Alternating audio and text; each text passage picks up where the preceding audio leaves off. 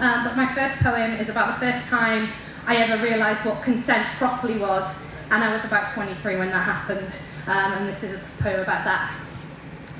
I don't know what inspired me to reply to, "Hey baby," but I guess I was really bored that weekend. Within a week we'd agreed to meet, had to be somewhere public, chose the Christmas market, could have been romantic. But halfway there I realised I didn't actually know your name. Hoped I'd figure it out somehow along the way, and when we met that didn't seem to matter. Our connection was instantaneous. I don't know if it was the cold winter breeze in the air that night, or the way the Christmas lights danced above our heads, but our chemistry was undeniable. And so we talked and laughed and drank and danced and kissed, and in what felt like a blink of an eye, I was sat on your bed, your hand halfway down my top, when I stopped and blushed and bit my lip and said, "I think you should do this sort of thing." This wasn't technically true, but I've been taught to lie to boys like you if I wanted to protect my virtue. As for the rest of the details, well, a gentleman never tells. Suffice to say you became my warning story, the first fuckboy I ever encountered.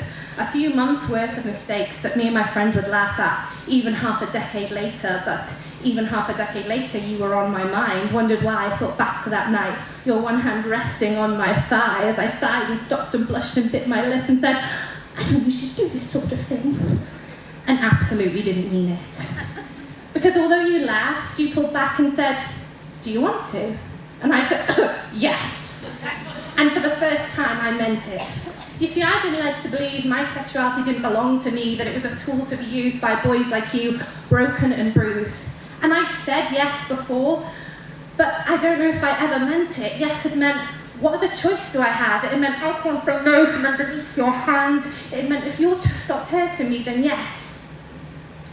But with you, yes meant yes. It meant yes, please. It meant touch me immediately. It meant I spent all night thinking how it might feel for you to fuck me, so yes.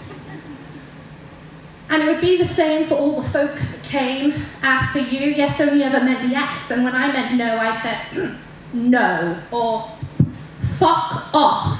Or on one occasion, when no or fuck off weren't enough, shoved the guy off and slapped him across the face, and that was the end of that friendship. You were the first time I said yes and meant it, but this doesn't belong to you. This epiphany belongs to me, and I wish I could find a switch. Wish I could write it down for other girls who've been just like me, lied to about their sexuality, even though they'd roll their eyes and say they know exactly what they're doing, thank you very much. I could say, "Oh, sweetie, when you look back on this without the rose-tinted spectacles of your youth, when you see those red flags, don't blame yourself the way I did.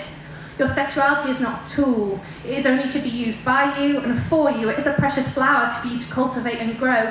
It is a beautiful gift for you to give to whoever you want, whenever you want, but only ever because you want." Thank you.